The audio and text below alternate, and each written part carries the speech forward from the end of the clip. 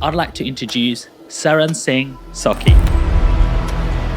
How fast have you gone in a vehicle, like on the track? At a track, 150. Well, as soon as the helmet is on, then it's game on. And I hated school for a start, so I was like, doing one of the most dangerous sports. Though in sport, It's all about taking your earned income yeah. rather than leaving it in, It's not just about the money. I want to do what I love most. Money is basically a bonus.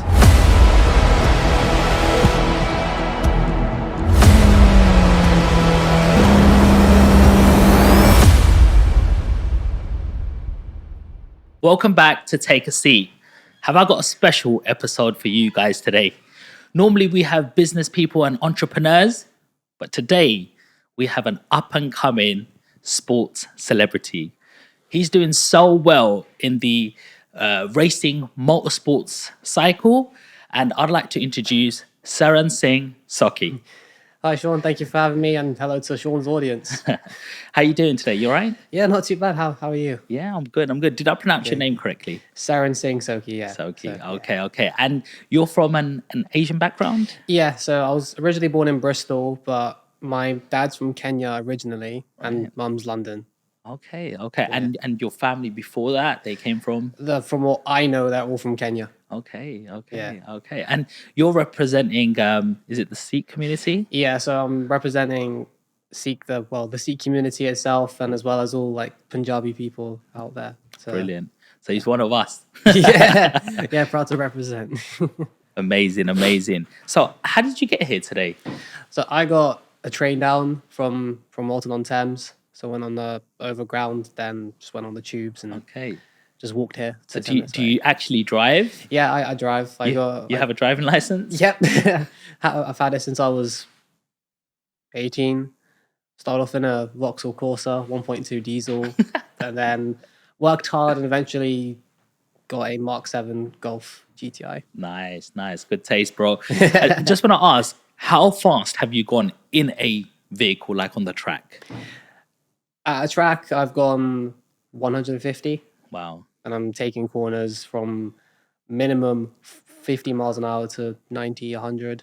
Wow. And it's quite different because it's a little bit more open, right? There's not like a windscreen there in front of you. No, so literally where my helmet is placed here is literally how high I am in the car. So 150 feels faster down here than it probably does like here. There we go. For And instance. so what I'm trying to get out here, and probably a lot of people want to hear it, is do you feel like you're like a snail when you're in a normal car?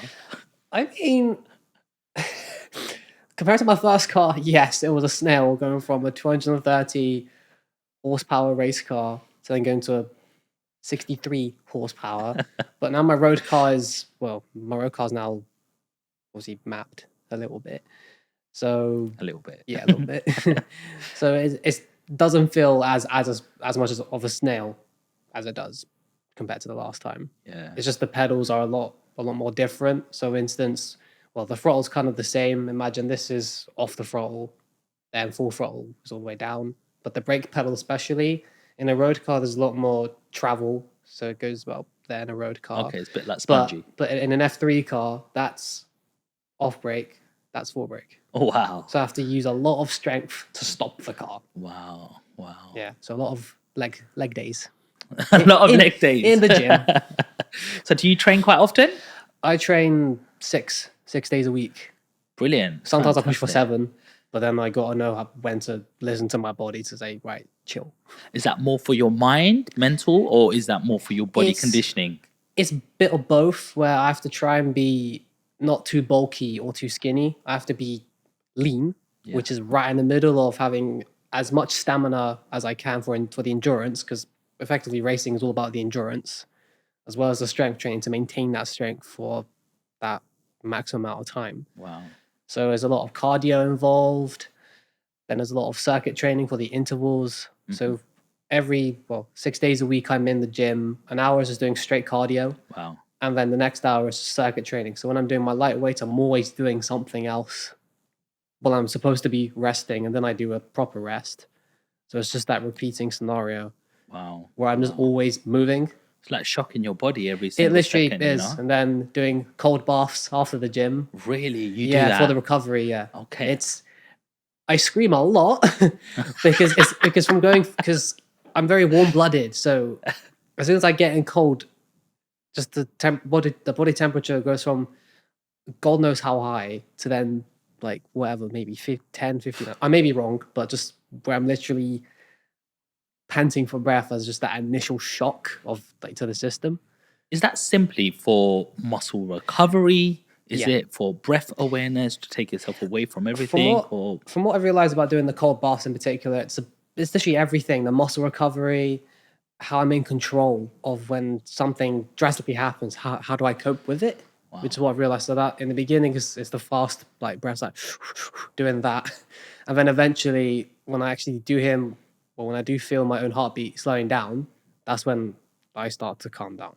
yeah. And then I don't be in there for too long, otherwise the body gets used to it. Yeah, wow. So I'm in there, for a militant little training. bit. I'm thinking of contemplating if I should go down that sort of route, you know, because I haven't done the ice bath yet, which I'm dreading. I've just done cold baths. Wow. But when I do ice, I'll probably. And how long do you do that for? So the baths is minimum about 2-3 minutes. Okay.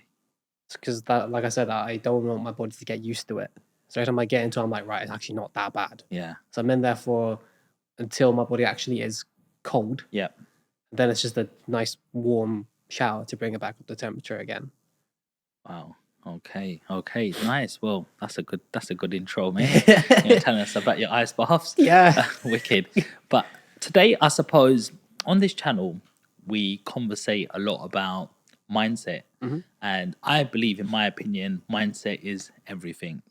You know, people say to me, "Oh, Sean, if I took your money away today, how long will it take you to get to a millionaire status?" And I undoubtedly say 5 years, maybe even quicker. Like if I said 5 years, it would be my goal to beat that because I have the right mindset. I know what it takes, you know. Been Yeah. working in my dad's shop at the age of 8, Mhm. worked in cash and carries, McDonald's, banking, had various self-employed businesses. So I think the mindset is the most important thing and how you build habits. And I think a lot of that starts when you're young because your young age shapes you to where you're going in the future. Yeah. It's your belief system, it's your foundation. And I think you're a very inspiring young man. Thank you. For sure. And I think the audience can learn so much from someone like yourself because I do literally actually believe you're going to be the next big thing on that Formula One circuit. Like the way wood. I hear you speak and with the conviction I hear you speak it in, and you're just so natural. And it's just something in your subconscious mind that I'm going to do this or I'm going to get here. I have no doubt that that is the mindset it sort of takes.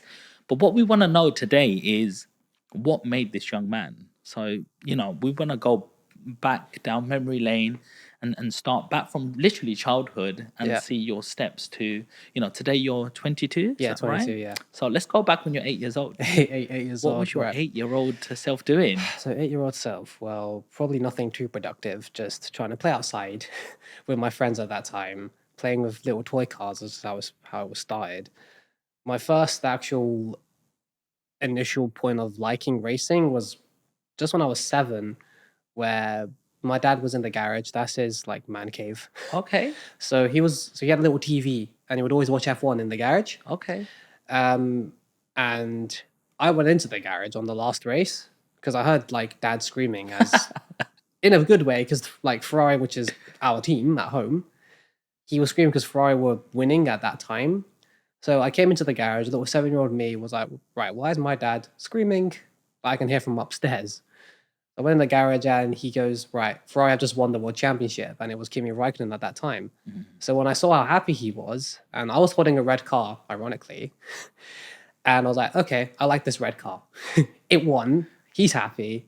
Right, red race car is the best car out there. Then we didn't really see racing as something to do at that particular time. It was just a thing that we all loved, but never thought of actually doing it ourselves. Yeah. Why was your dad in the garage? I don't know. It was just that's his. So our garage at home is like a bar. So he has like all the little like vodka, Bacardi, whatnot on his little cans where he just does that and it just dispenses the 25 ml or whatever it may be. Yeah, literally. So then I went karting with one of my friends, and at that time, and my mate's friend said to my mum that Ceran was actually driving pretty damn fast, but he was like he knew exactly what he was doing.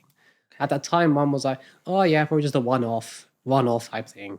Luke. Yeah, yeah, fluke. And then I was like, "Mum, I enjoyed it. I want to do it." But then mum was like, "I'm going to try and put you into a different sport." They never forced me to do anything. They just tried to put me in a sport which I liked. So that was rugby, taekwondo, hockey, tennis, cricket, squash, you name it, everything. I was good at it up until I got bored. I know when I get bored, I just don't bother. I've known that myself, and parents have emphasized it a lot to me. So it got to a point where mum and dad were like, "What can this kid just like to do? He does good for 2, 3 months, and then he just quits. Like, what does he not like doing?" And then we went on a family holiday to Cyprus when I was 11. We just came out from a water park, and I was like, "Dad, there's a go-kart track. Can we go there?" And he goes, "Yeah, cool." That's when they realized the character change from that 20-minute session that I had. That's when mum, dad, and sister went, "Okay, so he's going into racing," and the amount of happiness they saw in me, they couldn't say no. As just briefly speaking, that my parents, they won't force me or my sister to do anything. They will push us to do some like the stuff that we love doing. So no offense to stereotypical Asians out there, like doctor, football.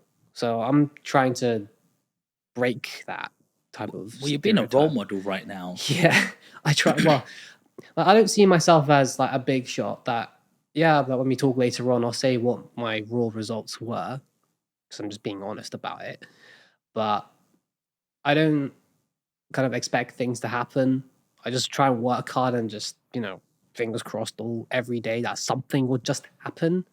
Because I know that one day, all the effort is gonna come into that one day, and that one day could be make or break. 100. It's like you're So you're buying your lottery ticket. yeah, literally. So anyway, karting then started the following year when I went to a local kart track, Castle Coombe Kart Club. I was there for 2 races, and then a team actually scouted me and said to my dad that your son was actually driving in the wet pretty well. So after 2 races, After 2 races in like they're like rental karts, like where there's like the track's about 400 meters long. It's like team sport, like Avonmouth or something like that, but it was an actual outdoor rental kart track. After 2, 3 races, then a team that was there who done the professional karting, which is where we led to, said to us, "Right, come to our headquarters to actually see what karts we race." So we went there afterwards, and the initial shock, because we didn't actually know these karts even existed. We just thought it was just the rental karts, but no, we could actually own one of these, maintain it ourselves. Then the next week, a kart appeared in the garage after my next test, which I showed my potential. It was wet, and there was a European level driver who just won the actual European Championship in karting. And by the end of the day, I was actually keeping up with the guy. wow. And that was my first ever test in a Rotax. Like, they're basically motorbike engines. So they're 125cc, maybe 40 horsepower little engines. And I was keeping up with the guy. And the team just couldn't believe that a newbie came in and actually was quite fast. And how long, like roughly, was the European sort of driver driving for? From my memory, because I was only 11 at that Yes, time. yeah. He may have done, from the way he looked as if he's done it for 7-8 years. Yeah. Like, we could tell by the way his car looked at that time and the way like his helmet was, he was quite well off. Right. Like, he was probably 18, 19, and there's little 11 old me. So you homed into your passion really, really quickly. You saw something you're passionate, inspired by, and you got in there and you just like excelled very quickly. Yeah, it was mainly because dad saw the potential and he goes, "I'm not letting this go to waste." And he knows that I won't enjoy anything else. Do you think you're born with a gift? So when I've been asked that a couple of times just by family members, like none of my friends have asked me, but the gift thing, maybe. I don't see it as if like, I was, God sent me to race. I don't think like that. It was just a thing that we tried, and somehow I'm good at it. So whenever I go out on track, even to this day, even though my parents, so context, my dad will tell me if I'm doing my language shit. He won't hesitate to say, Sarah, I saw you're driving out. This is why you're not quick. And I hate it, but then I go faster because I'm like, I don't like what my dad called me. Yeah. He never done abuse or anything, but he just goes, stop being a muppet and just drive properly. Yeah. But it's that little initiative to me, and he knows that I crack a little bit, but he knows I'll go faster because of that. Because then when I go faster, that's when I instantly come back, and he goes, see, all you have to do is fix this one corner. Look at you now. Yeah. So with the gift, that probably, maybe, I don't know. I don't see it. I just see that I just sit in a car and I do my job. So maybe like you had certain skills like good reactions. No? Like would you not Honestly, my agree? reactions at that time were probably not as good as they are now. Yeah. Because I'm doing the reaction training, like even if it's just with 2 tennis balls, of just like simultaneously catching them together, which is harder than it sounds. Yes. I'll get to this when I start going down the story life of me. Yeah. So the reactions my reactions weren't as good as they were probably now, being dead honest, because I'm working on it and I know what to do. So everything up until this very point, I've self-taught myself everything. Like I've done the training, which I thought was good, but then when I started to get older, it was actually going backwards. So I was adapting to what I saw my onboard track performance. That's physically, mentally. Like even if it's a simple thing, it's like, right, I'm gonna see if I can do this exercise where I won't get a cramp in my calf. Yes. So just a simple thing like that. It could be one exercise, like at the gym when you do, it's like a squat push on the machine, or like Okay. your legs are like this. Leg press. Leg press, that's the word I was looking for. Okay. Yeah. So there's one exercise that I done where my feet were straight, Yeah. but then I adjusted my feet at an angle going upwards, and it worked a whole different muscle in my calf. Yes. And I found out that was the muscle that kept cramping up. Right. So I experimented a lot from when I started gym 16, because obviously I couldn't do as much then, otherwise I would damage myself. So I done the stuff that I thought was right, and then eventually got to where I am now. Like recently, I'm actually sponsored by a PT, so she's doing everything. Shout out to Puja Fitness. Yes. So she's building up a program for me. Like she's going the extra mile to learn about what drivers do. That could be the neck, which I'm already doing already. Just these little tiny bits to get the edge, because I want to maximize my potential out there. It's like you're really homing into exactly what you do as a driver, Yeah. what muscles you use, like a bodybuilder. Like a Yeah. bodybuilder does their pectoral muscles, bicep, triceps, back muscles to eventually make that sort of shape. And you're like, well, if I'm going to be in this position for a long time, how do I maintain that and keep the strength Yeah. up? So I'll go back to the story of me getting to where I am now in a bit.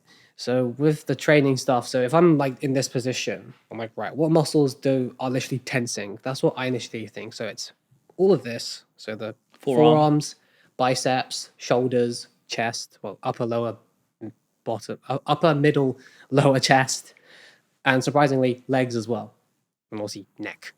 So I'm like, right, what can I do to just basically make these muscles feel pain when I'm training? So an exercise that I do is I get a barbell, 10, 15 kilo barbell. Yeah. Simply just move my wrists, cut the forearms up and Your down. forearms. Yeah. Then the pain travels all the way down. Yeah. So when I get to about 70 or 80 reps, I'm literally like, Burning. ow. Shoulders, I just try and do the generic shoulder stuff because that's what's most effective, as I know from a little bit of biology that the shoulders is not really the biggest muscle. It's just a little teeny muscle, but it kills the most. Absolutely. You got your medius, frontal, rear delt, and it's all about. So do you go for more high reps? So I do a lot of reps. Minimum I do is like 12 reps per weight set I do, because I'm thinking, right, it's the endurance as well. I got to last until as long as I can. Nice. But then I know the limits of, right, I'm going to probably tear a muscle, and I don't want that to happen. Yeah. The main thing as well is I always stretch, as it just relaxes everything and starts to just recover. It's recovery at the end of the day. Another exercise is on the treadmill. I have so when you do bicep curls, the dumbbell weights.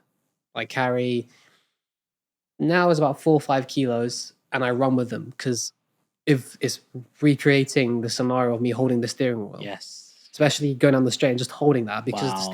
because there's no power steering in these junior category cars. Yes. It's just you have to actually heave the car Yeah. into it. So I'm Wow. I'm replicating that. So I'm doing intervals on the treadmill for half an hour, 40 minutes, a minute on, minute off. Sometimes I even sprint with them to get the actual movement. Yes. So I'm in this position. I'm tensing now in this position for half an hour Yes. or 20, Wow. 20 minutes more or Wow. less. So that's the length So no I go. one-handed, around the corner. I can't, unfortunately, no. Even one, like, I've tried it and it is tough. Oh, like mate. sometimes I can't even turn the car going one-handed. I actually have to physically use two hands. Wow.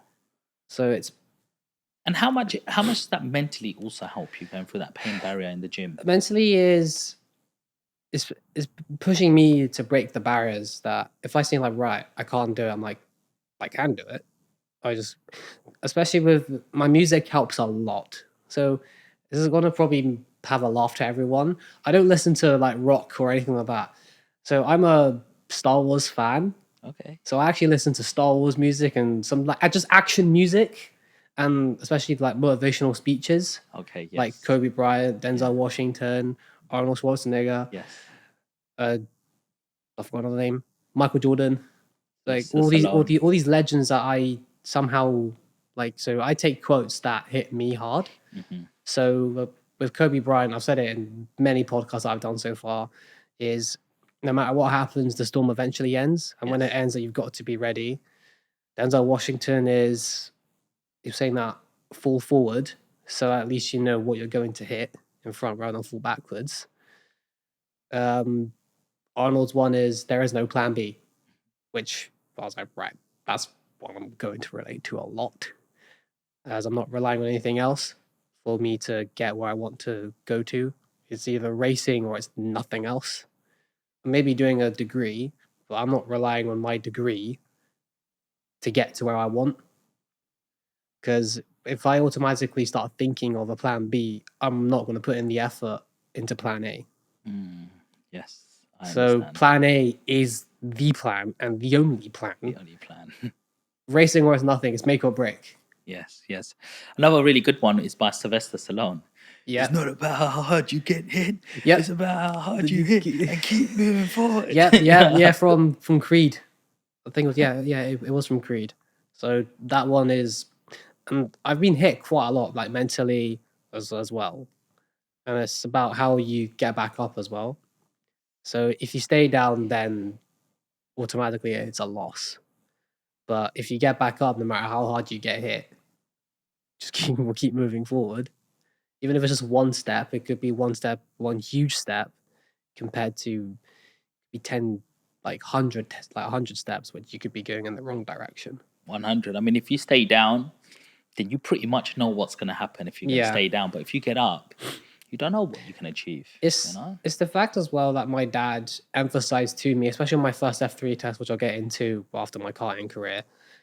He said to me that if he didn't believe I could do it, he wouldn't have invested this much so far.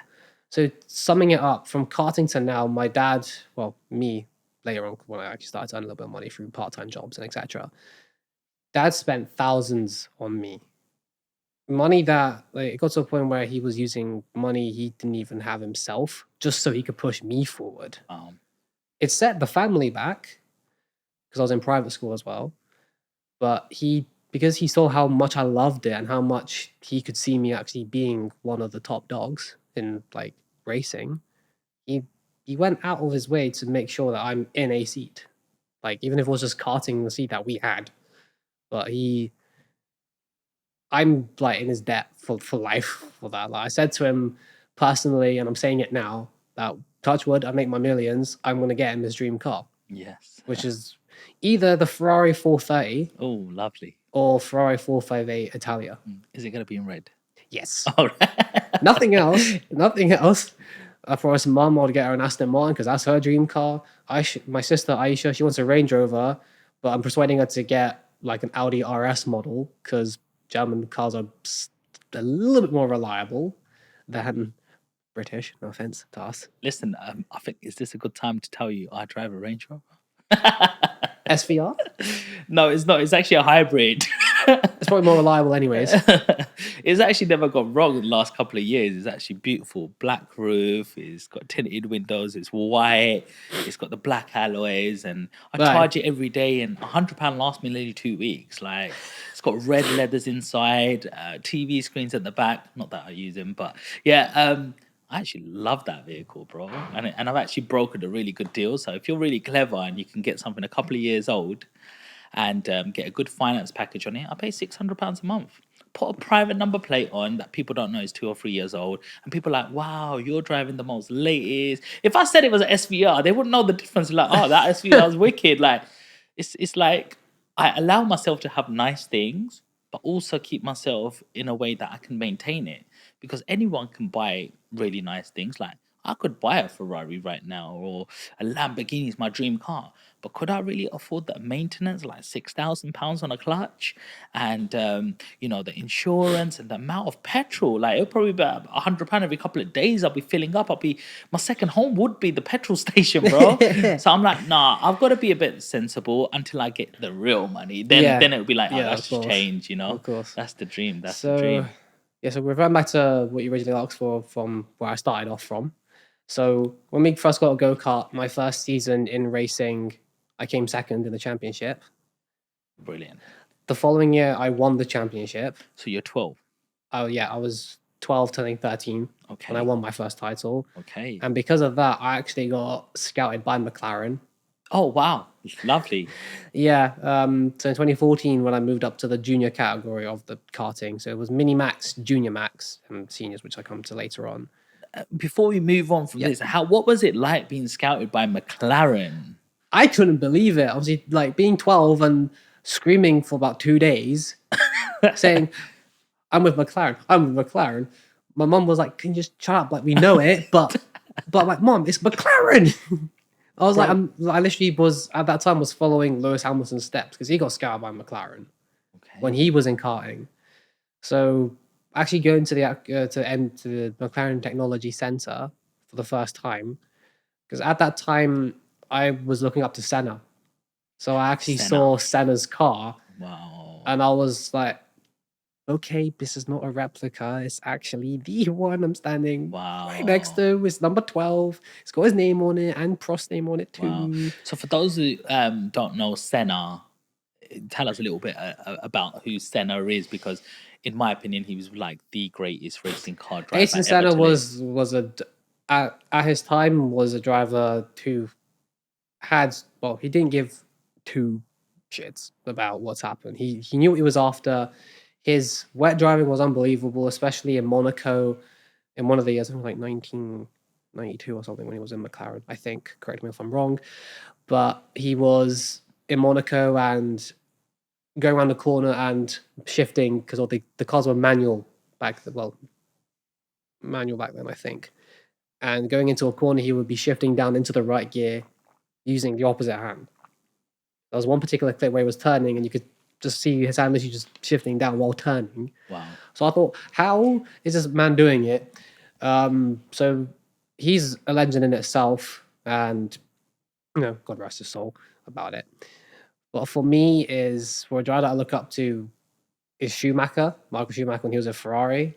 That era, especially when it was the V10s at that time, and them cars were unbelievable. And when it was just purely man and machine, so it wasn't none of this hybrid, ERS, etc. It was just pure mechanical car. So ERS is like a energy recovery system. So it's like all the hybrid stuff where when the F1 car breaks, then the battery in the F1 car would recover its energy, and then it would be deployed when trying to overtake, or etc. etc. So yeah, going to McLaren, I graduated in the top 3 in that year, and being the first Sikh to do so, it was quite impressive. And McLaren wanted me back for another year. They wanted me to actually be part of their development program. But because it costed a hefty amount of money, we couldn't financially afford it. So when they say, if you took one step in that direction, what could have happened? I would have probably been in a racing seat right now, probably been up there in the F1 paddock at this current point if we actually pursued it. So Do you have any regrets? we have no regrets of it because at that time we couldn't afford any more of a financial setback because the first year of McLaren costed us 7,000, and that wasn't our own money either. So what does it mean by being scouted for McLaren? That you just wear their uniform? Do they help you? Or? So in that particular year, it was them training us. So us basically how to actually race properly, like as a driver, what to do, how to bring ourselves into the rhythm of actually being a driver, Zen breathing, analyzing the atmosphere, what's happening, how to block out any negativity. It was all the junior driver type stuff that they were teaching us. So a funny scenario was I was at a race weekend, and the first heat I went from 15th to 4th, and a guy came over to us and he goes, "That was a good race, like you done well." And we thought that was a first, just a random person coming up to say congratulations. Then the next time I went to McLaren, the guy was there. He was actually part of the scouting guys at McLaren, Wow. but just a regular guy. On the outside, but on the inside, because I saw him, I was like, "It was you that came over to me Yeah. about 2 weekends ago," and he just smiled. And I was like, "Oh shit." So unfortunately, we couldn't go with McLaren at that point. That was just financial was too much for us at that time. What did it involve winning a championship? So at the age of 12, turning 13, what did that involve? What sort of practice and sort of, hard work behind it? It was me starting to train a little bit, which helped. As well as I was out most weekends, so we were getting a lot of track time, which was helping. And we realized that going to different tracks, getting experience out on different tracks with different layouts and etc., it helped me at my home track as I know what the feeling is from a fast corner, so I could take the slower corner more faster. So it's kind of reverse psychology, which actually paid off. So there was this one race weekend where I won all 4 races, and by the final, I actually won by a lap in front. Wow. And I actually got into the newspaper because of that one race. Amazing, bro. And it was fun. It was really fun. So that was in 2013. Then what next? 2014 was McLaren Junior. 2015 again, it was the junior category again. I got third in that year. In which are you in F4, F3? Where is it? Or So is it not even that big yet? We weren't at the Formula categories. I was still in karting. Okay. So still in the junior rotas category. I came third in that year, but by the final round, we were in contention of winning the championship. But because I got taken out in the final, which we'll get onto later on, hopefully, I lost the win on the last lap. So I would have won the championship. Wow. But we secured third by a long shot, but we would have won the championship by 1 point. So it was a blow and a half. But this is when mentality comes back. Because I started to kind of train myself mentally, I'm thankful for McLaren for it as well, is normally when a driver gets taken out, they would just be so angry, throw the helmet, throw the boots, throw the gloves. But what I done was I just pulled the cart to the side where it's off track, took the helmet off, placed it on the floor, and just took it in. Everyone was asking if I was alright. I said, it happened. What else can I do about it? Wow. Like, they saw the pain in my eyes. Yeah. Because they knew I would have won the title. But I just said, it is what it is at the end of the day. I'm not going to throw my 400-pound helmet, get it ruined, lose a glove in a bush somewhere. Yeah. I'm not going to kick the cart to make it look like I'm unappreciative. How did you deal with that so maturely? Just with the training they've given? It's the training, and I guess that it was just taking it in, that we worked so hard, and then, when something's actually right in the palm of your hand, but then it just goes away. Yeah. So it was that scenario. My parents, they were pretty much angry, properly angry, where my mum said something to someone and I almost got banned. Oh, wow. Because she was that angry for me.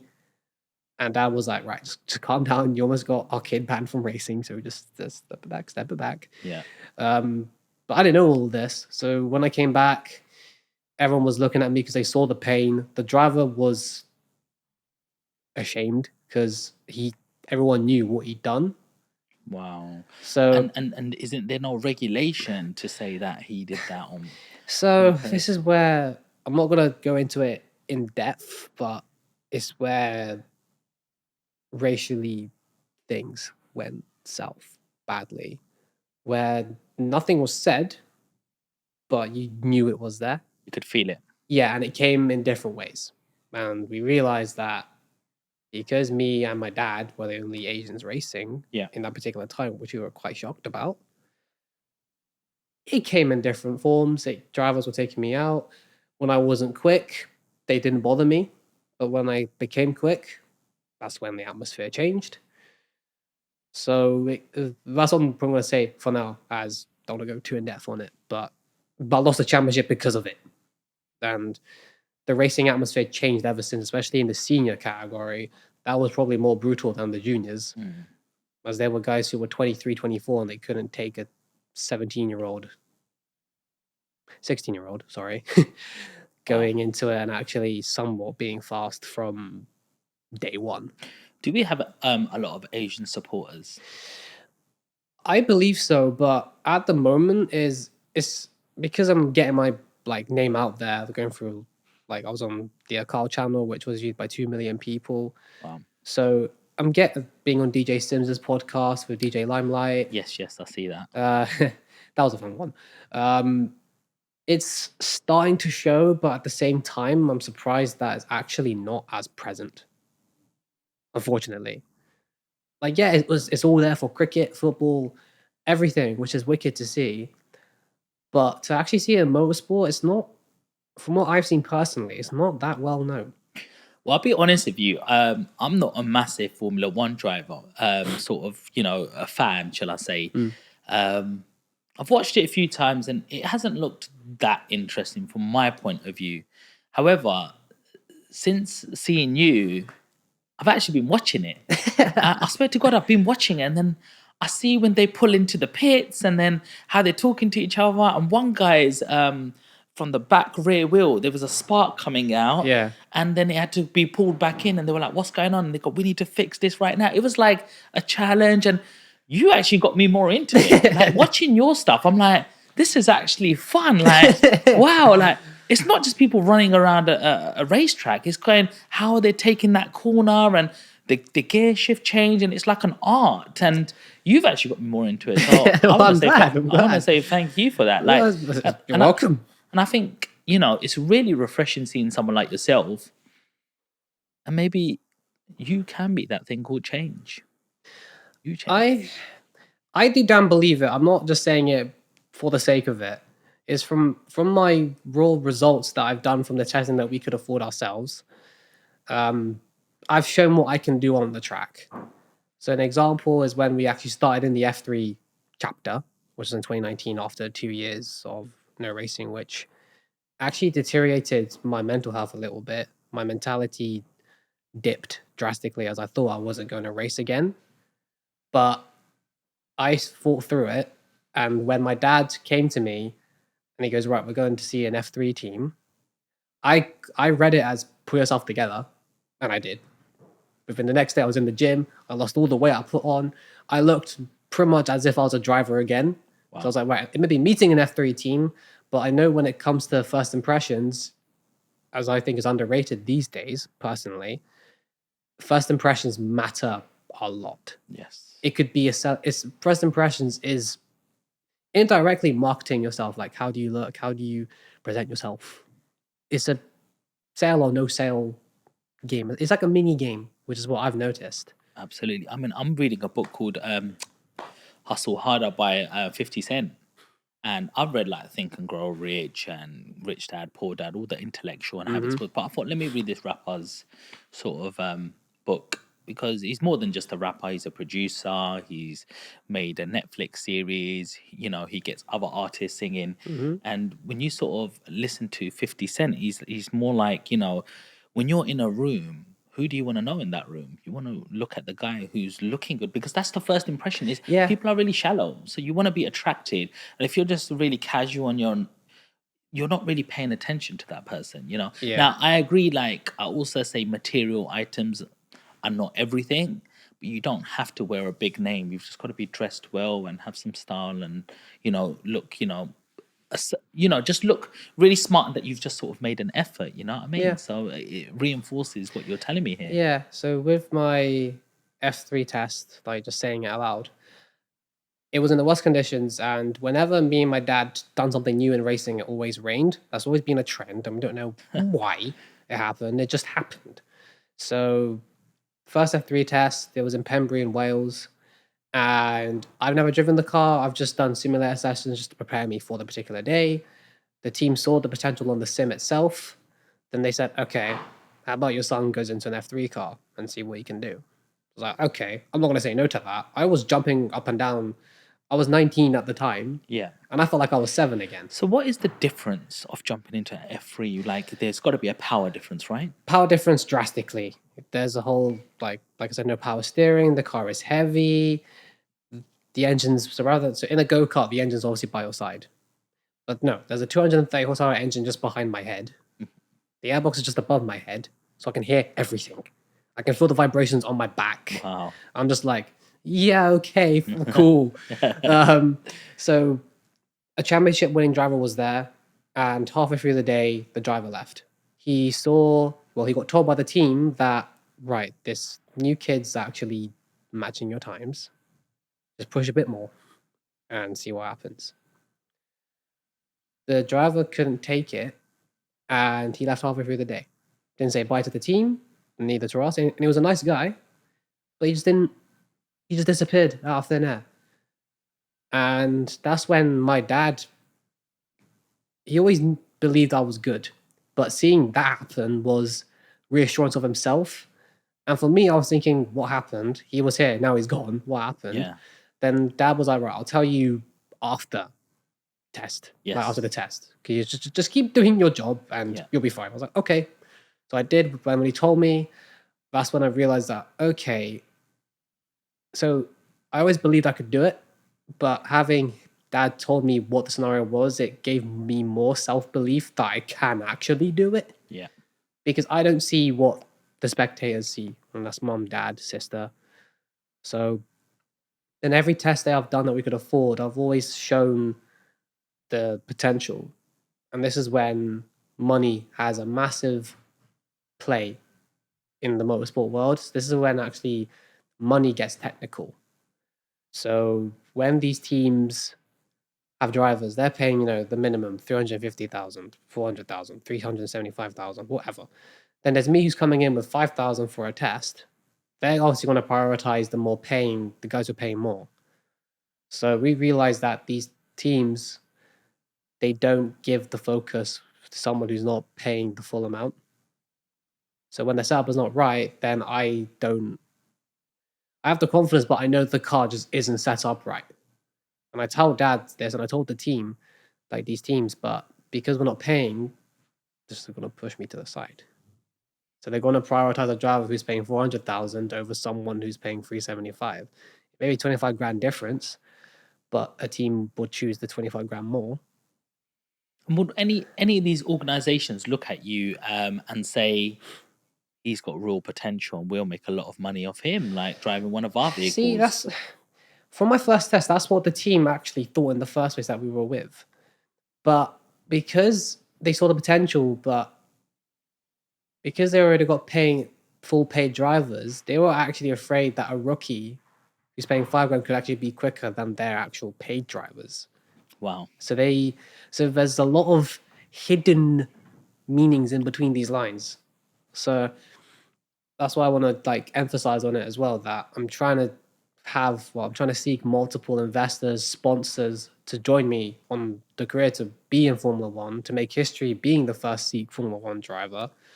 And all I can honestly say is that with your funds that is going to go towards my career, when I'm in a seat, you will see me perform. I've proved it in my previous tests, and I'm not going to lie about my tests. I'm not going to pretend to be someone I'm not. That's not how I've been brought up.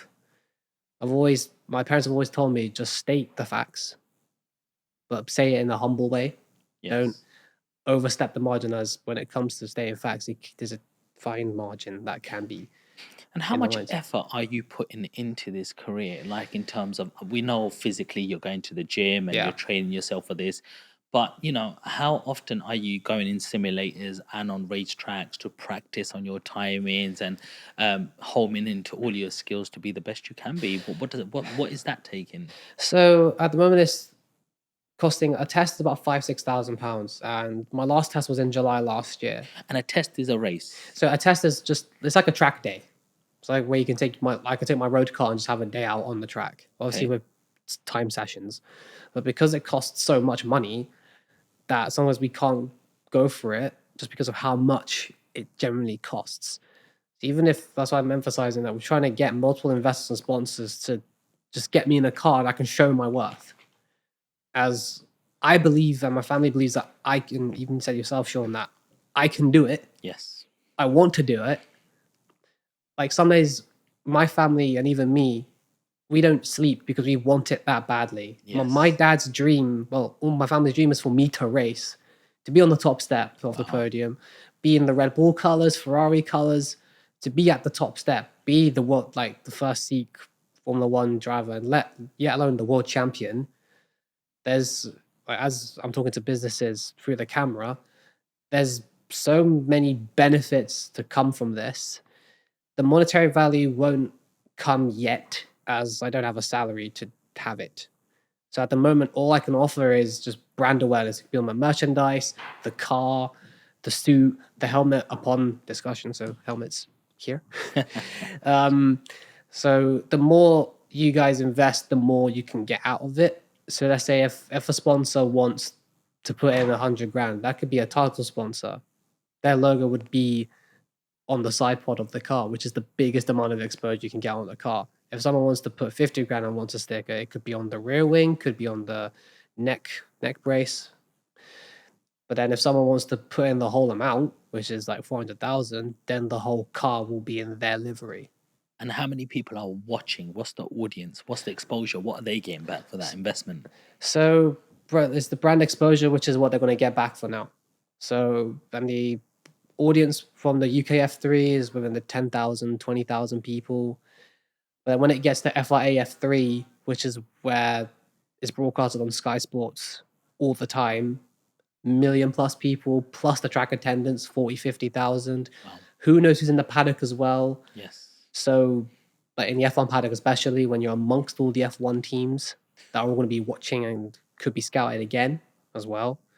So, who do you compare yourself with, like in terms of someone's career that you're sort of following, like on par with, or maybe doing a bit better or just under? Is there another race car driver? Like I know, like Lewis Hamilton started very young, and he was in the eye very quickly in the early 2000s and 2008. I think he got better and better and won championships, etc. Like because a lot of us don't know, like, how good you actually are. Like, you could be really fast on a track, but is there someone that you can give us an indication next to? So the most recent person I look up to is actually Sebastian Vettel, as he may not have as many world championships as Hamilton, but from how he progressed in his junior categories, from karting, especially having a mentor, so Michael Schumacher mentored Vettel when he was 7, 8 years old. Wow. So Vettel actually pursued his way through because of how he drove the car from karting to back then it was European F3, and then like GP3 when it was back then. I'd say I'd rate to him as every time he went in the car, he showed what he could do. It may not have been wins on the spot, but he showed like 4th place, 5th place from a rookie. Mm-hmm. And that already indicated to people that, okay, he can actually do something with this. And he's the youngest F1 world champion still at 22. Wow. Or 23. And his first F1 test, he done quite well. He got a P8 in his first debut, which was BMW Sauber back then. He won with a Toro Rosso, which wasn't the fastest car on the grid. Wow. I think it was the mid to low of the F1 teams back then in 2009 or 8. So I relate to him a lot, as he showed his worth when he did. So every time he was in the car, it was a make or break, and he made it his worth. So with my racing career personally, I sometimes don't sleep as I want it that badly. I'm Yeah. always sending someone an email. I'm always trying to phone like businesses to get in touch with the marketing departments of it. So Yeah. I'm doing everything I can. My dad's doing everything he can. We're just trying to get into a racing, and as I said before, with the investment, you will see me excel. Have you quickly. tried to reach out to any of the big stars? I've actually tried, but at the moment it hasn't worked. I've tried different aspects, but I'm trying to get businesses like logistics businesses who do, say, air freight, sea freight, road. Trying to have businesses that are well established.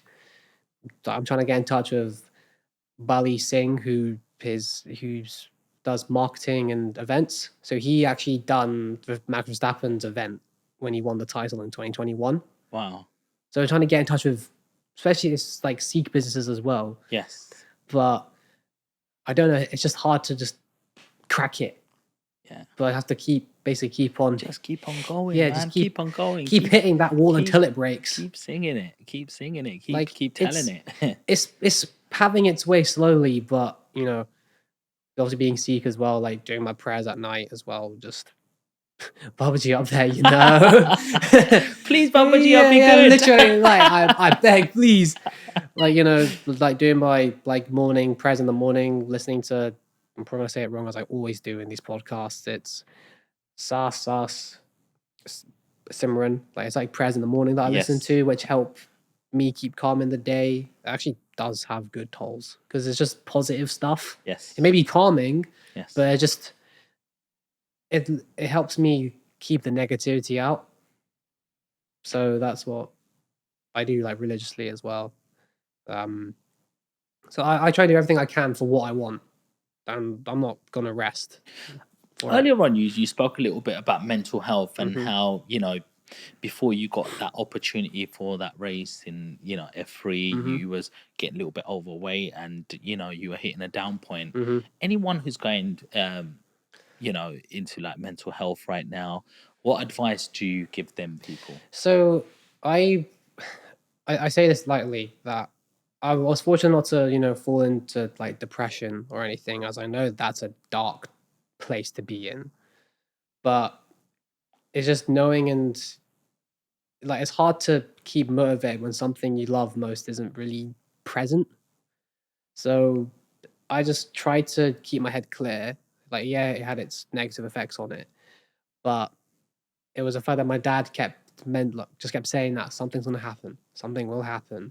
Because for him, he like from a dad's perspective, as like they got kids, you hate to see your kid upset or your kid course. going through some sort of like not trauma, but just discomfort, right? Yes. So, mum, dad, and sister, they kept like talking to me, just kept saying like, just keep your head high. It's a tough road now, but something will happen, and it did happen. So it's the main thing of never giving up too soon. As if you give up, you could be losing the opportunity, and it could be the next day, or it could be for the next hour. I don't know.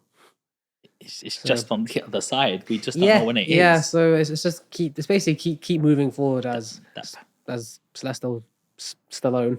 Probably saying it wrong again, but it's what he said. Like just keep moving forward, and it will happen. that pain will be Yeah, transferred into something very yeah. beautiful. Like the one quote that I said earlier was like, I'm in probably a storm right now, and the storm's happening. It's happening. Like we thought it would end, but then it came back again. But it will end at some point. Like it has to end, and I'm just looking forward to when it ends, because then I can show my worth in a race car. Yeah, you seem very close to your parents. Yeah. I mean, I love my parents to bits. They're mainly the rock of how I'm here now, as they've always done their best for what I can, and they're trying to do their best for me. I'm thankful for them really, and my sister as well. Like when times got tough, my sister was sponsoring me for my tires, and tires are a set of slick tires back then were 200 quid, and no 150, and the wet tires were double the amount, 300. My sister was sponsoring me for my race tires back in karting when times got tough. Amazing. So it's family is most important, as they will support you no matter what you're going through. Yeah, like, you know, have a little bit of tiffs here and there as it happens, but it's what makes us. It's what makes it stronger. Yeah. And then we got to spend as much time as we can with our loved ones. And my family is the closest thing I have, and I can't imagine without it. Yeah. I mean, a lot of people, we've got family around us and we just don't even recognize that these are people. Like some families can give you emotional support, some give you monetary, some give you a little bit of everything. But, you know, these are our real mentors who have been through life before us. You know, we can learn something so much from them, and we don't just always just need to look at what we're getting from these people. You know, we must respect like people like our parents, you know. Yeah, I never take my parents for granted, and just me as a person in general, I never take anything at all for granted. Like, I don't expect things to fall out of the sky. Like I'm not saying anything bad, but there are people who are like that. They can just click, and it's just right there at the doorstep. Because could be because like millionaires themselves, could just be have 7-8 businesses. They can just make stuff happen. Yeah. But for us, it's nothing shows better than hard work to get there. They may have worked hard to get where they want. It's fine. Like, hats off to people who've done that. But right now, it's like the ultimate goal is for me to be in a race seat and prove it. Yes. And then everything touch wood will fall into place. As I know for a fact that having a Sikh driver, and even if it's just 1 year in Formula One, the amount of doors is going to open, especially for the young guns. Oh yeah. Like, I could have my own academy for all I know. Like, these F1 academies could be like Ceran Singh Sokhi Racing Academy. I don't know. Come on. Like, my branding could be everywhere as well. So there's endless like benefits, especially in the F1 paddock. That's when you get to see everything, especially being around all these big teams that could be looking for their driver. Yeah. So back to your story. You're Yes. 19-year-old. Yep. You're in F3, is that right? Yeah, UK F3. UK F3. Yeah. Can continue with that bit. So from that point, it's kind of stayed at that like stage. So I've just done testing in UK F3 where we could. So right now I'm at the doorstep of racing, but I just need the funds to get it. That's the only thing that we're lacking. And then funds is going to unlock you to... The funds is going to open that door to get me into a race seat. Like, just keeping it blunt and honest as I can get it. What does a race seat mean? So a race seat means it will get me to race in like the whole year. It won't just be the one or race weekend. It'll be the whole season. Because what we've noticed was these higher F3 teams that follow F1, that race on the same weekends, they will start to consider these UK drivers or these other drivers who have got race experience. Without race experience, they won't even look at you. So, like, if I get a race season in and I show that I'm consistently top 5, then these teams will consider, okay, he's very consistent, and consistency is what wins races. Absolutely. It's just that practice, Yeah. isn't it? So I need that race seat for me to excel into being what my goal is, what my vision is. And from that point, and as I said before many times, when I'm in a race seat, you guys will see what I can do in the car. Mm-hmm. I proved it from my previous tests. I'll prove it now. You know, I want it that badly. Like, even sometimes, like, I break down because I want it that badly. You know, that sweat and tears goes into what I want to achieve. Like, I don't want to wear my helmet for one race and then that's the end of it. I want to keep wearing my helmet like every weekend, you know, be out in the car as much as I can. And that's, especially being at the track, is just a whole different world. Everything in my like personal life is left outside the gate, and it just focuses on what I'm gonna do at the track. Seeing the track, seeing the corners, seeing the car I'm going to drive, seeing my name on the car, which is surreal. But I want my name to be on the car permanently, not just for one day and then I don't see it again for another 6 months. like especially having Sing on the car. Yeah. That's just power in itself, especially in this like Sikh community. Yes. Just Sing lion. Means lion, yeah. Yeah. So Absolutely. I hear the passion. You went into a state of flow there. That corner, that straight line, that speed. yeah. I leave everything at the door. It's like, mate, I hope we can take that clip out and put some motivational music behind that, because Yeah. that was your little moment, Yeah, bro. literally, like even then, like you saw how I was just on about it because Come on, bro. You were in that zen. That's the level of king energy you need, you know? nothing. I say this like confidently. Nothing can beat going to a racetrack. It's a whole different. It's like if people are into music, they say nothing can beat a festival. Same principle as racing. As soon as if you're a racing fan, you'll forget everything. You're gonna enjoy that one particular moment, which is gonna be that one day is like an hour. Yes. That's how much I love it, and I want it to be more than 1 hour. Do you own the actual car? No, so Because it looks like a piece of art, mate. It's like a Yeah, mini it F1. is. It just looked... So when we get a racing, it's basically renting the car for the whole year. But then when it comes into it, it's renting the car, the tires, engineers throughout the whole year, endless simulator sessions for the training for the actual track day itself. So because all we do, all these teams do is mold a seat for me, get the pedals to the right position, and then that's it. Right. It's a simple process, but that car is mine for that year. Wow. And how much have you invested so far into this? Like, honestly, people need to hear, you know, all right, there's an emotional connection, there's an effort sort of level that goes into it. But come on, people want us to know about how much money you've actually invested for to say he must be serious. To give, I can't give an exact figure, as it's especially through karting of 6-7 years of karting itself. It's been thousands, and most likely in the 100,000s from my dad's pocket, even if it was money he didn't have. Like all the tools, the karting gear, tires, the endless test days that we've done, being 5-6 grand. It's been probably close enough to like 200,000 in the space of 10, literally 10 years. That's quite a while. As I just realized. Yes. Like 10 years, it's been half an F3, half of a UK F3 season is what we've done in 10 years. That's averages like 20,000 a year on a sport. It's pretty much what it's been, 20, maybe even 30, probably even more. Wow. Because all the traveling expenses as well on top of that. So it's all out of our own pocket, and I can say it's been my pocket recently when I've been working part-time. So let's go a little as bit well. into this sort of side of things. So that's your racing career so far. You're at a pivotal level. You're at F3. You want to get...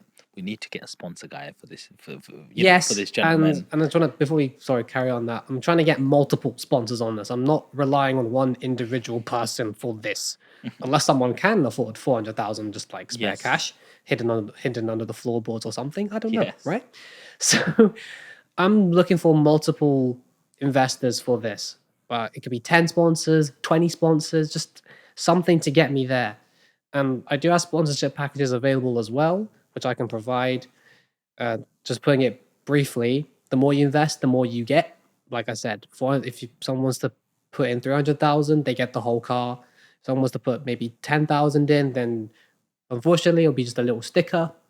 But then the more you invest, the more you get. So it's a game of backwards and forwards, and obviously negotiations occur. So I'm looking for especially multi-year sponsors. I'm looking for sponsors and investors forever, like beyond Formula One. Yes. Well, You look, this is it's not just a sponsorship, it's just an opportunity for you to back a young driver up here who's on his way to the top. And it's like, now that you see Lewis Hamilton, and if somebody said before Lewis Hamilton was Lewis Hamilton, would you like to have been one of his sponsors? Because at the end of the day, when we look at Lewis Hamilton, we want to know who he was before he was that guy, and where was his go-kart. And so that's like evergreen content that makes it onto YouTube and certain series that you think, oh, they were the people who believed in him. And that's what it takes for you yourself to, also blow up. But yeah, I hope people do, really support you on this journey. And I know there are some big boys who are watching. There was, even on one of my last podcasts, there was a newspaper channel who broadcasted, who listened to the podcast and then got my guest on their newspaper, So I hope more of, you guys are watching that and get him in the papers, because he is a real role model to the young generation, not just in his sport, but showing you that if you follow your heart, if you follow your passion, if you follow your dream, if you put in that work effort in it, and if he also makes his family believe in him because of his hard work ethic. If he was like a time waster and not putting half of his effort into this sport that he says he really likes, would his parents really sort of support him and back him up? Probably not, because as we're saying, hundreds and thousands of pounds, they could probably pay off their mortgage or get a couple of properties, and more investments. Honestly, yeah. I mean, I think if racing wasn't a thing, the mortgage of the house would have been paid off, or it would have moved to, because we're planning to move to London soon. They would have probably moved.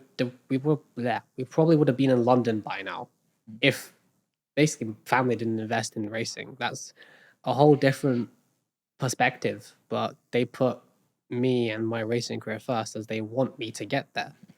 Well, your parents are planting seeds, and I believe so. they're planting seeds right now, and sometimes it says like a bamboo takes, years to even germinate. It just takes 1 year to just hit the sky. It's the fact that my dad said to me face to face, that he doesn't want to tell me something that isn't, like you said, planted.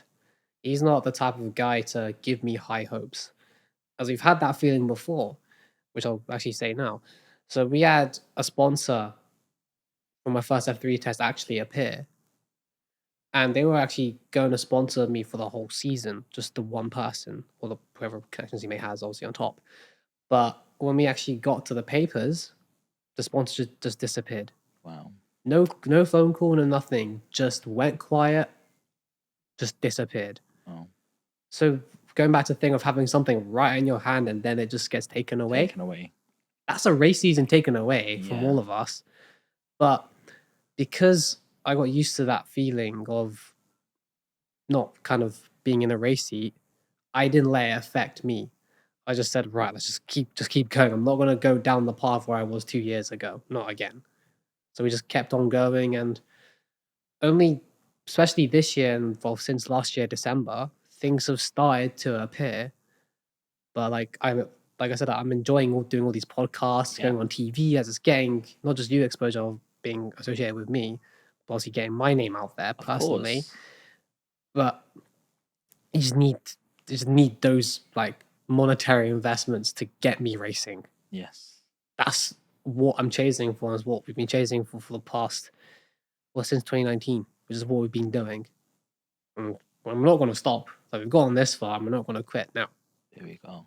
Keep pushing, bro. Keep Yeah, pushing. no doubt. I'm sure it's going to happen, bro. I believe. This is part of your story, and part of, everyone's story is like, we all have goals and missions, you know what I mean? And, even on this channel, we're trying to reach as many young people as possible and grow a community, because a lot of people have lost the belief system.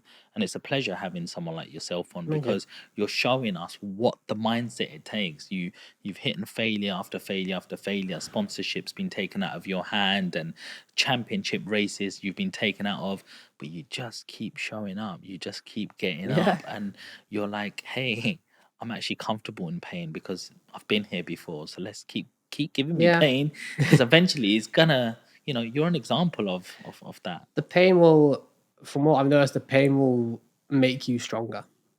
The amount of rejections that I've had from businesses and just having rejections in racing itself is what's made me stronger. And just as well as like, right, another rejection is fine. I'm not going to dwell over it. Just keep on moving, keep on walking. Because I know one day it will happen. People are going to be hearing the passion in your voice right now. They'll be thinking, that's the guy who I want to back. And also, I always say, always have a conversation with your 80-year-old, your older self. And say, what would he say to my 22-year-old? Yeah, literally. Man, you've got the whole life ahead of you. Even when you're 40, double your age now, you're only halfway to where I am. So just keep going. Don't put that pressure. Don't get anxious. Don't put yourself under that pressure. Just keep going. Yeah. So, Ceran, tell us a little bit about some of your work experiences. Like, where have you worked? What's some of your first work experience? How do you handle situations like that when outside you're a driver? So, work experience in personal life. So my first actual work experience was at M&S, and that was because of school. Okay. And it was all right back then, thinking about it. Is that work experience? Yeah. 15? Yeah, 15, 16. So literally when I was finishing my GCSEs at that time, and that was time ago. um, so work experience was then. My first actual job was at a karting track when I was at college. Okay. So I was at Bridgewater and Taunton College, so going further down southwest. And so every weekend I'll come back home by train to work and go back to college again. And after that then it was uni. So I was working 1 day a week in a warehouse in Okay. Bristol. Go back to uni then. What else was it next? What was you doing in the warehouse? It was just picking and packing skateboards and stuff. So not the most fun job in the world, but it's something, and it helped. Shows you the art of Yeah. working hard, you know? Yeah, I mean, and you gotta, I guess indirectly is you gotta kind of do stuff you don't like to Yeah. for the long run, you know? And I like that. I actually like that. Like you're a buzzing racing driver, and you can bring yourself down to a level where unpacking stuff. Like, you know, there is no pride level there. You're just No. doing what you got to do. I just like in my head through all my part-time jobs that I've had, especially like working in another warehouse, which was like a playground warehouse where we assemble like all these climbing frames and all these little toys and stuff. So doing that like AstroTurf stuff as well. I was in that for my summer job during uni. Then I was recently with Tesco doing like delivery driver stuff. So something that just keep me occupied and something obviously to get a little bit of income in, just to survive off uni as well. So Amazing. doing stuff, and especially for racing as well, trying to put money aside for that personally. So I've done stuff which I didn't expect to do, but I was like, right, it's gonna help in some sort of way, and it's indirectly gonna show the humbleness of it as well. Absolutely. So, like, they were fun jobs, but I know, like, in my head mentally, it's not where I'm going to be. I'm doing it for the long term goal, which is I may be driving a Mercedes van now, but I will be in a race car at some point in time. In a Mercedes F1 car one day, you know, let's stop this, baby. I wouldn't have complained if it was Mercedes, but yeah. What are the main differences between the Mercedes F1 cars and Ferrari and McLarens? It's Like, you know, are they quite similar? They copy each other, or So, do they actually well, have like chalk and cheese? it doesn't look visually, but it's all these little tiny aerodynamic parts. So it could be the floorboard, it could be the front wing having a slightly higher flap. It's all about the aerodynamics Yes. and the airflow of how the car works, because it's not just all about the power, it's about how efficient the airflow is. So let's say compared to last year, where Ferrari were quick and they actually had quite a balanced car, where the power was good with their aerodynamic efficiency from what I'm learning from uni. But the reliability of the components didn't have its worth. So they were winning the championship, but because of reliability and strategy, as Ferrari fans can probably relate to, it didn't pay off. But then Red Bull had reliability issues in the beginning, but then they sorted themselves out and reliability wasn't that much of a problem, and they just had a better car, better overall performed car. Could just be better aerodynamic stuff. So not all cars are the same. They may look it, but it depends on each team's budget as well, what they can afford. Sure. And which one's your favorite? Ferrari. Yeah. So going back to 2013, I had my sticker kit, like, so you can also change the stickers on the go-karts. Yeah. My kart was a Ferrari go-kart. So I actually won the championship with that go-kart. Wow. And it was a good-looking kart. Like, it actually looked quite nice. Yeah. And it was fast, actually, as well. And speaking of that go-kart in particular, and just going back to my like raw like talent-wise, I can imagine that. so that particular go-kart, it was so weak, like the actual stress of the car was that kind of high, where at the particular track I had to ride the curbs because it was part of the racing line. So every time I had to ride the particular curb, the cart would just bend. It was that weak. Wow. It got to the point where my dad would actually near enough bend it back into place because it was that weak. Wow. And it's made out of steel, and steel's quite brittle and strong. Mm. But because I won on that particular kart, it got sold because I won with that kart. It was known as a championship winning kart, and Wow. that kart was 3-4 years old and it's been through its days. Yeah. So I had a car which wasn't the best car, but from how I drove the car and just how good the engine was at that time, it worked. Imagine if you did have a fully fledged vehicle, mate. That's what I mean. If I, touch what I'm racing and I get a good car, like a good well set up car, who knows what's going to happen? I know that I can do it. I just need that focus, and I keep saying it because it's just the key bit to actually entering in it. I just need the funds to get there. Yes. It's coming, Yes. bro. It's coming. Trust me. It will. Trust me, it's It coming. will. We're nearly there. So tell us a little bit about uni. How's uni going? Are you spending £10,000 a year on uni as well? And Student finance is Yes. what I'm doing right now. yes, But is it worth it? personally, for me, it actually hasn't been worth it as going into an automotive engineering with motorsport degree. What does that mean? So it's basically the industry where I'm going into, or what the degree would get me into. So it's all about designing stuff for a car, which is what I've learned. But it hasn't actually given me the hands-on experience that I want, apart from one particular module this year, which is understanding data analysis, which is understanding the throttle trace, the brake pressure, Yep. steering angle, stuff that I actually do myself as a driver. So I snapped on that. It may have been a 1 week lecture, but that 1 week lecture is actually what I'm taking away out of my 4 year experience at uni, which is quite a shock personally. But out of anything, that's what I could relate to and what I'm trying to achieve.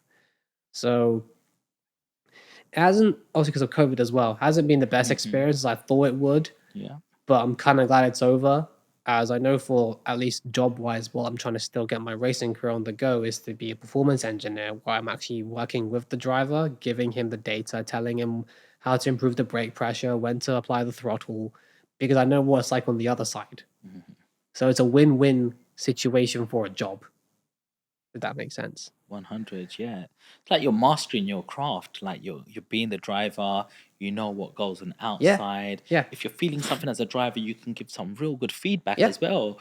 To improve the race. And Mhm. how much of it is the race a team effort? I'll say everything is a team effort, personally, as is how my feedback will go to the team will depend on how to improve the setup.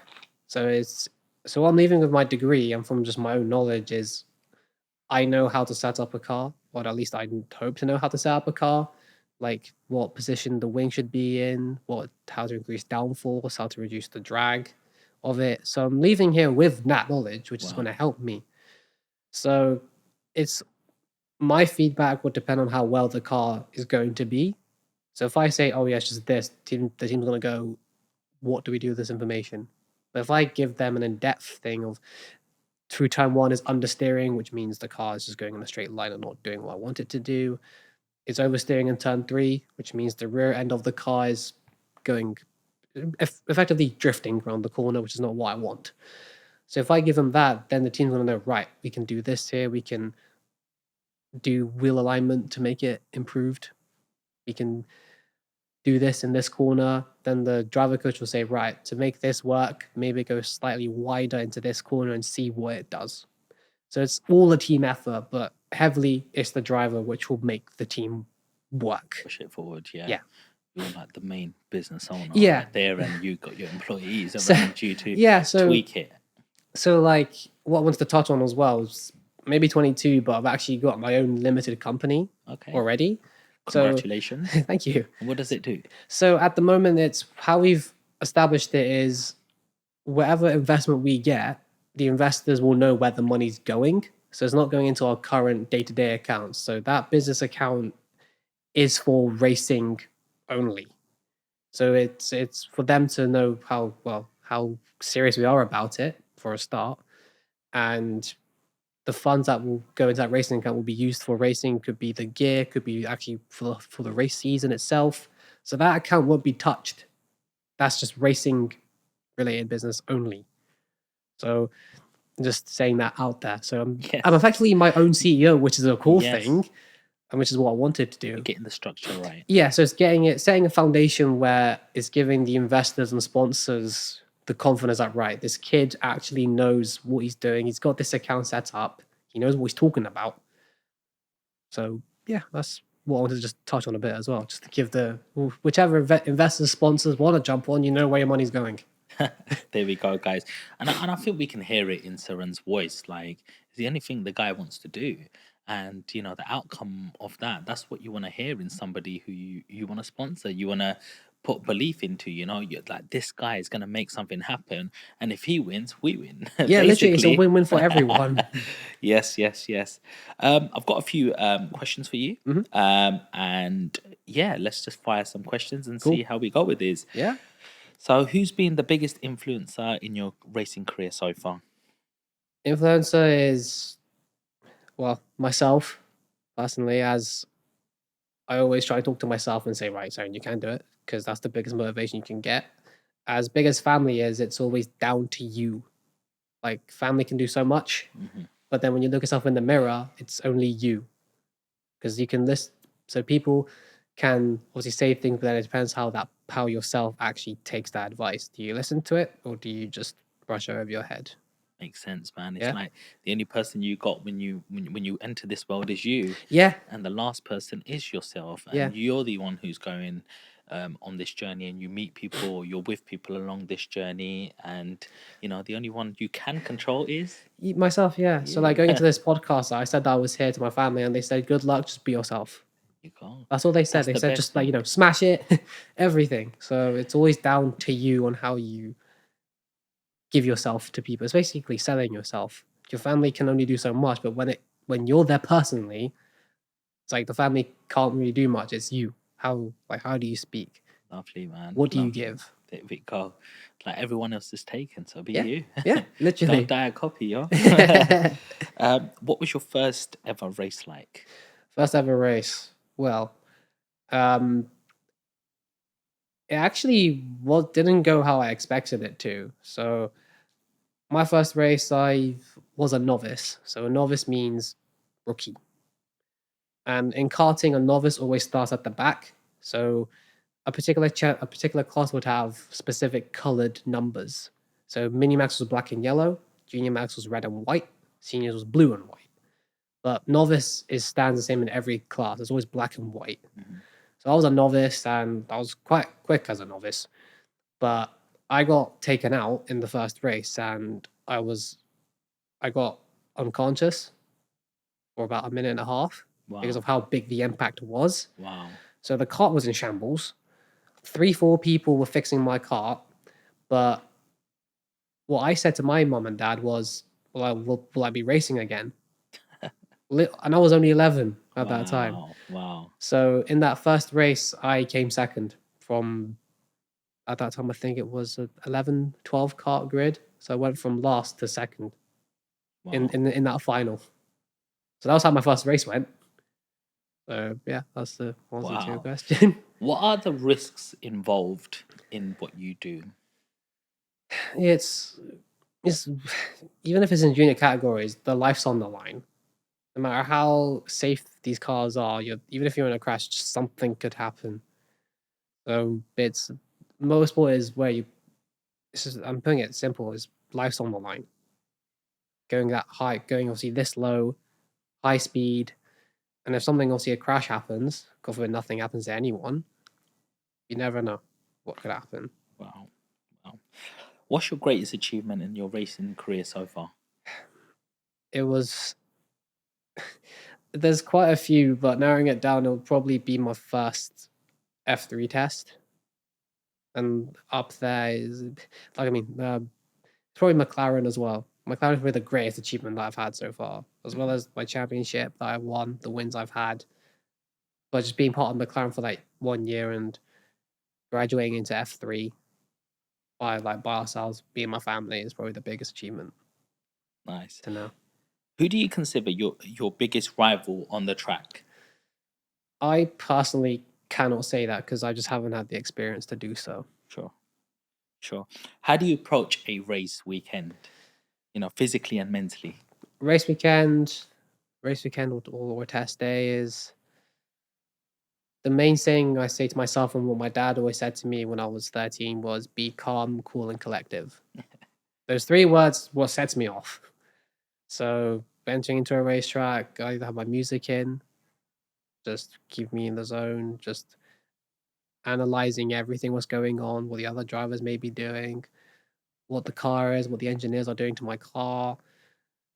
Just setting myself in, like, right, this show's about to go down. Then as soon as I get into the car with my helmet's on, well, as soon as the helmet is on, then it's game on. Oh. So that's when I hear my own heartbeat and I keep it as low, like the heartbeats itself. I keep it as low as I Stay can. calm as possible. Yeah. So like the Zen breathing, just slow slow breathing in, slow out, and just keeping my heartbeat very, very calm, and just keeping a clear head, like ignoring everyone around me, just seeing what's literally in front of me. Yeah, I think that's so important what you've said there, because in any situation, you know, if you lose like your temper or you get, a lot of anxiety, then you're not going to see what's in front of you and what's clear.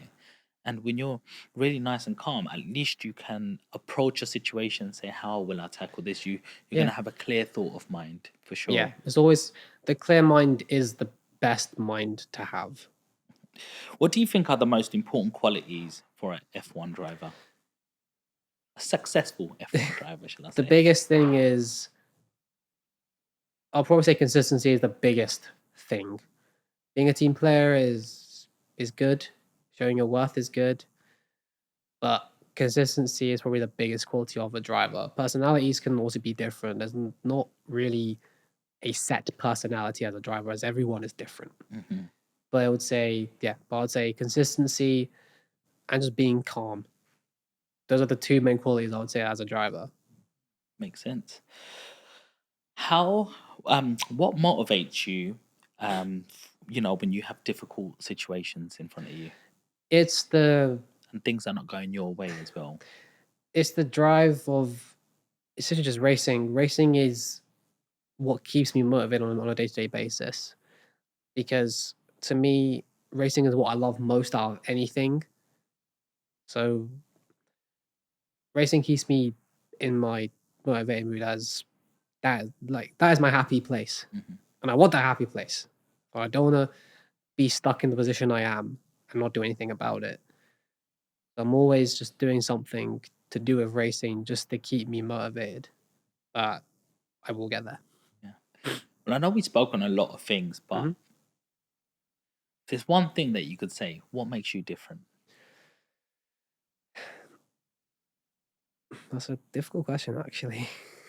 What makes me different? I'd say the how much drive I have for it. It's basically the motivation for it. Yeah. As I said before, I want to do anything I can for it. And I know sacrifices have been done and are probably going on as I speak. But it's the mental drive I have because I want it that badly.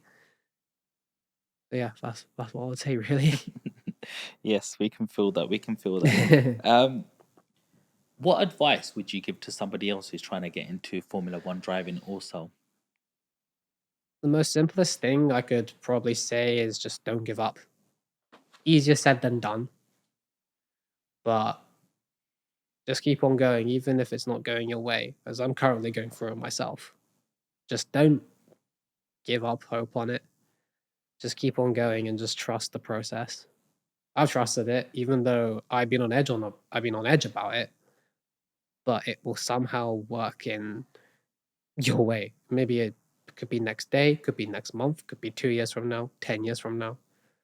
But just keep going and just keep having your head down. So important what you say there, because anyone, if it's not even Formula One driving, is they want to get into being an entrepreneur or starting their business, etc. So it's not just for racing. Like, never giving up is for every probably type of business area you want to be in. Like, is an entrepreneur, property investment, chef, anything.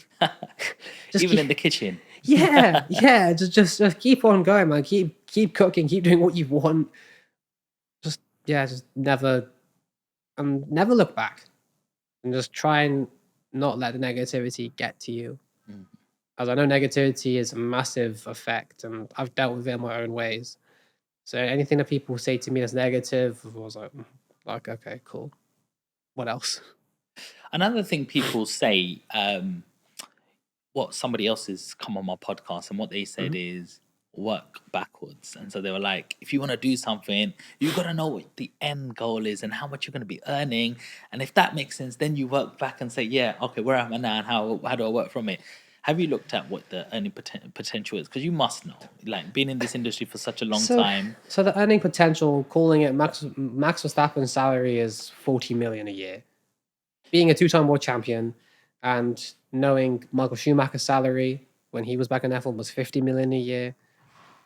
That's a lot of money. And yeah, like I think minimum from just websites, I don't know if they're right or wrong, but just basing on what I've looked at, is the minimum salary for an F1 driver is about 750,000. And that's the lowest. But still, that's a chunk of money. But so that's the potential that I'm not doing it. Obviously, we all here to make money. That's what everyone's like kind of driven for. But for me, it's not just about the money.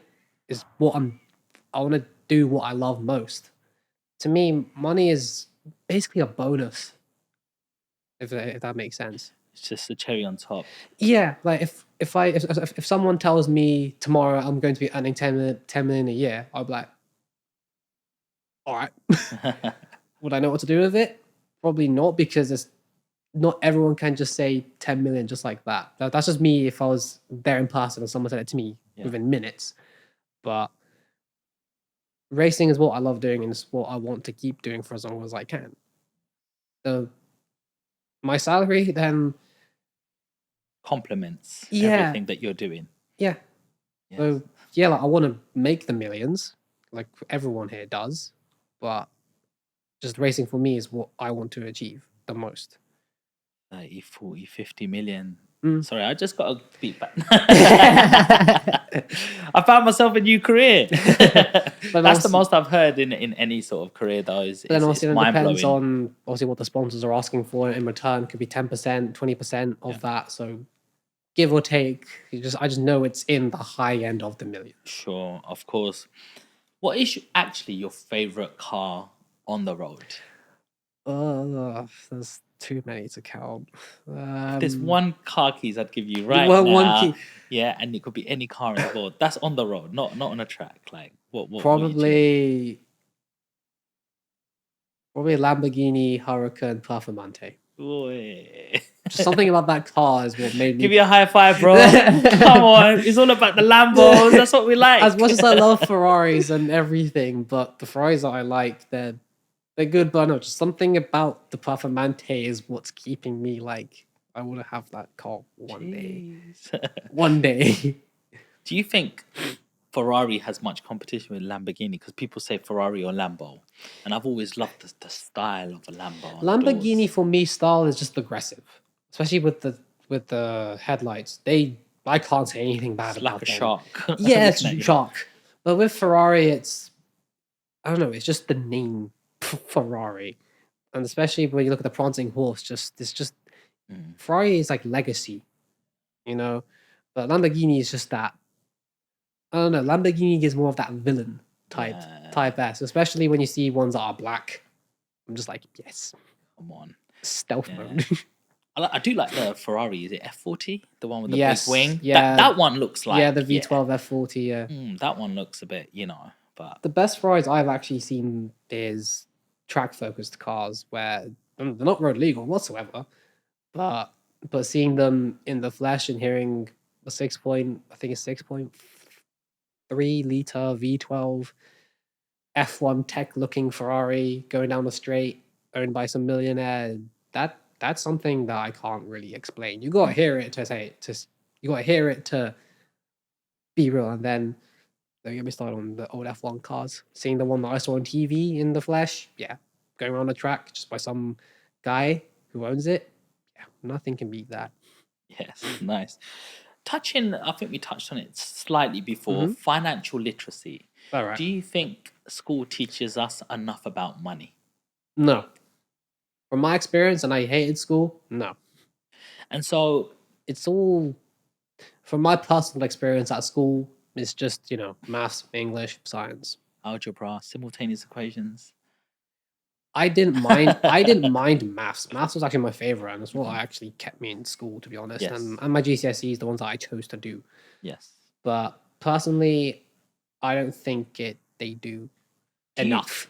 Do you feel a lot of sportsmen out there, like, you hear about, certain footballers, um, certain sports stars who have a lot of money very quickly as soon as they make it, and then they blow it very quickly, and they don't, or they have a career after that, they're still working. Yeah. They end up like, all right, some of them may enjoy being commentators and being part of a sport after, or a coach, for example, but it's because most of them have blown the money. Do you think there's enough aftercare for sports stars, and do they have someone part of the team to say, look, you've got this money coming in, this is what to do it, all right, this is part of the business, this is what you're getting out of the pie, and you can do whatever you want with it?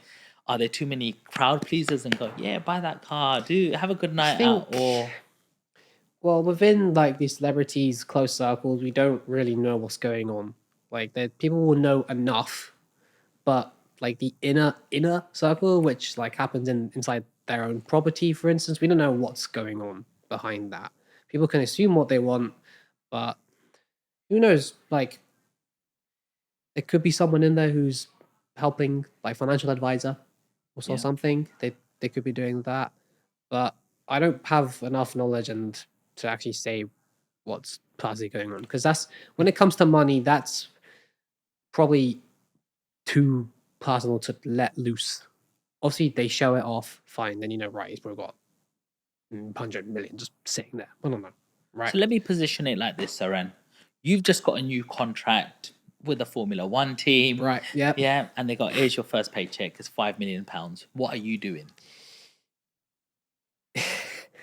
And this could mean that you might not have a contract next year. You don't know what could happen, but you've got a check for 5 million right now. How are you spending that?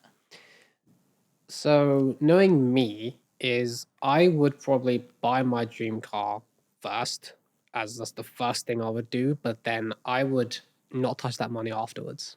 So I would get basically I would get things that I wanted probably for 5-6 years, but I wouldn't just spend it for the sake of it, just to have it. I wouldn't wear something Gucci because it's Gucci. Yeah. So I've learned it from, because my dad always tells me like, save your money. So he's kind of, well, he's a the home financial advisor for all of us at home, right? Yeah. Not that we all spend like shed ton. I've learned Yeah. from it from the past of spending a lot of money, right?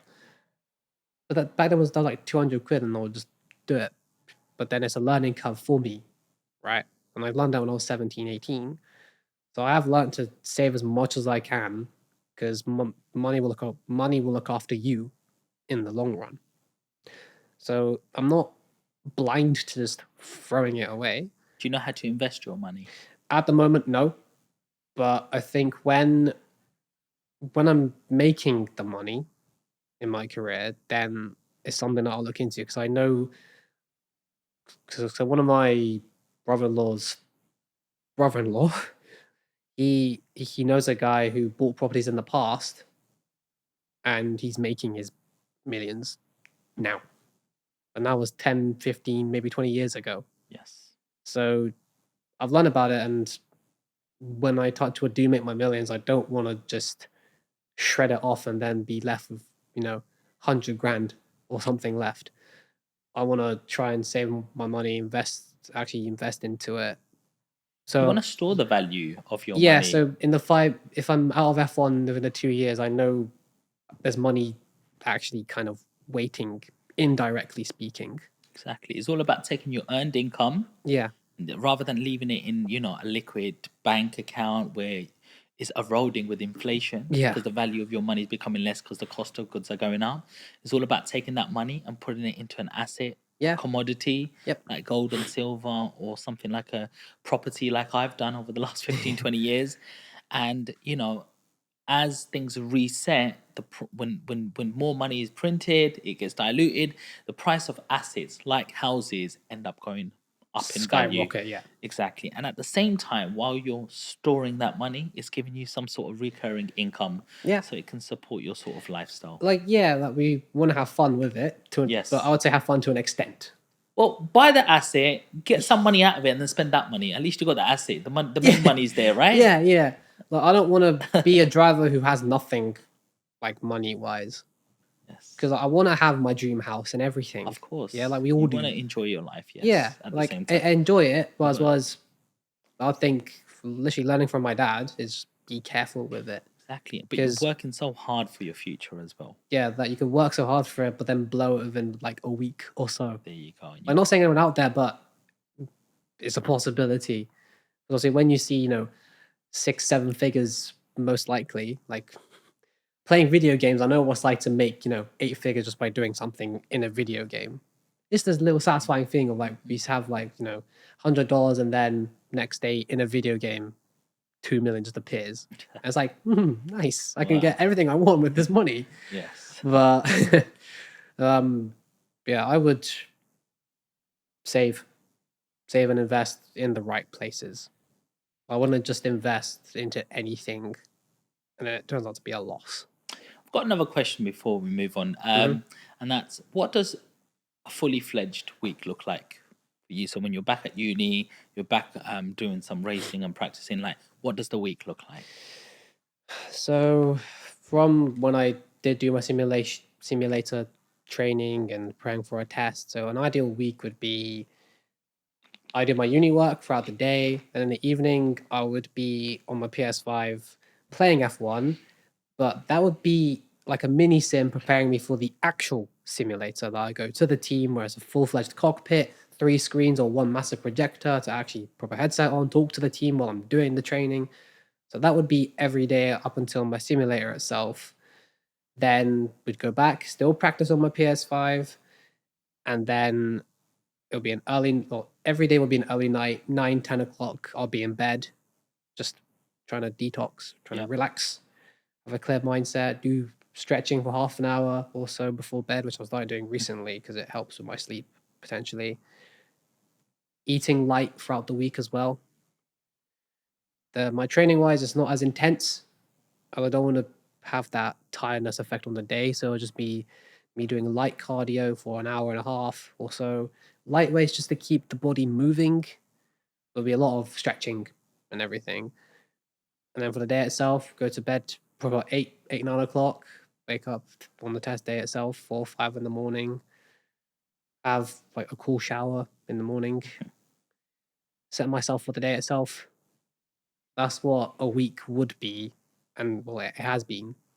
But knowing that knowing if I was racing, then every day would be like that, and it is now. I'm doing my training, obviously quite intense, beating as light as I can. On my PS5, playing F1 as a pre-sim. You're eating it, living it, dreaming it, baby. Yeah, I'm doing everything as I would if it was a race weekend. Every week is like a race weekend, like preparing, but obviously weekend, I'm like, right, I can actually relax. Nice. Is there any question that you wish that I asked you? No, nothing at all. I think I've talked a while. Yes. And especially mentioning about seeking multiple investors, and but everyone's tired of hearing it. But without that, I wouldn't be racing. I need that financial investment from multiple investors and sponsors to get where I want. Yes, monetary value isn't present for now, but if I'm on a salary in F1, or I would be on a salary, and it's like 5 or 6 million a year, and the investors want 10%, then already 500 grand of their investment is back when I get my salary. So monetary value isn't present until I start earning my money. But for now, it's just brand exposure in every possible aspect I can. Could be podcasts, live TV, merchandise, obviously on the helmet, the suit, the car itself during the season, everything. So it's just all brand exposure in front of the camera. Yes. So that's all I can And really it's just not about emphasize. just now, it's the future potential. Yeah. You know? And Yeah. that's what we're talking about here. It's not you're sponsoring me right now as an F3 driver. Is what's the potential of me in the next year or two getting onto the Formula One track Yeah. and making it big time, and you have an opportunity to this gateway. Yeah, so giving a rough roadmap of what the plan is. So UK F3 minimum would be 1 year, 2 max. Then it'll be FIA F3, which is when it's in front of Sky TV, which is obviously seen by millions of people in itself, plus whatever track attendance, which is always in the tens of 20,000s of people. You're in the F1 paddock, so everyone's going to see the business logos and everything there too. So that will be 1 year, 2 year max. Then Formula 2, which is directly below Formula 1. Then that roadmap depends if you're backed by an academy, if you may even get backed by an academy for that particular series. That will depend on the actual driver market itself. So if I become, touch wood, a Formula 2 world champion, most likely an F1 team would be, right, let's have him. Then that could lead to a reserve driver, development driver within the team, basically be third driver. Or until if a driver just drops out, then I could jump in the seat straight away. There we go. So that's what the roadmap is, just to keep it simple and just keep it simple. 1 to 2 year in each category, because we don't want to waste time either. Yes, makes sense. Yeah. Is there any question that you have for me? Sponsor me? No, but I guess just if it's okay, just spread the awareness about that I'm that you've done a podcast with this kid. Listen, Everything, yeah. Listen, not even a kid. You're a young man. Do you know what I mean? And it's gonna go all over the socials, and it's gonna be on YouTube. It's gonna go all over the TikTok when we go on lives. I mentioned we've done various different podcasts and a superstar, which is you. So finally, if you'd like to just look straight at the camera and let everybody know, first of all, how can they follow you? What are your best sort of channels? So to keep up to date with what I'm doing is through TikTok, through Instagram, and mostly LinkedIn, which is the business platform. So all my platforms itself is all kind of the same. It's Ceran Singh Sokhi Racing. That's on Instagram and TikTok. LinkedIn is just Ceran Singh Sokhi. That's where you'll see all the updates, what I'm doing, all my fitness stuff that I do, any race related stuff that I post, announcements like podcasts I'm doing today. That's how you can keep up to date with me personally. There we go, guys. I really hope you enjoyed this podcast. I know it's a little bit different, but it's all about being in the mind of a champion. This guy's on his road to success, and we want to know, what's the mindset behind it, what drives him, what pushes him. And I hope you took away a lot of gems on the level of focus you need when you really want to make something. It can't just be I want to do this today, and by weekend you're in a nightclub and just chilling out. So I hope you really enjoyed that. Don't forget to like this, comment this, and definitely, guys, why not share something like this? Share it with a friends, family, or maybe even someone who Ceran's looking for, a sponsor that you feel it would help their business and help this young man on his journey. I can't give you much, Ceran, at the moment. I can give you some mentorship and anything about property and when you're making money and some financial literacy, but I do have a cap for you. Cap me off, thank you. I got this, one of these snapbacks present from us to you, my bro. Yeah, thank you. So thank you again, guys, and thank you, Ceran. Thank you. Take care. Ciao. See you on the next one, guys. Peace. Woo! That was a cool cap. I like that. That's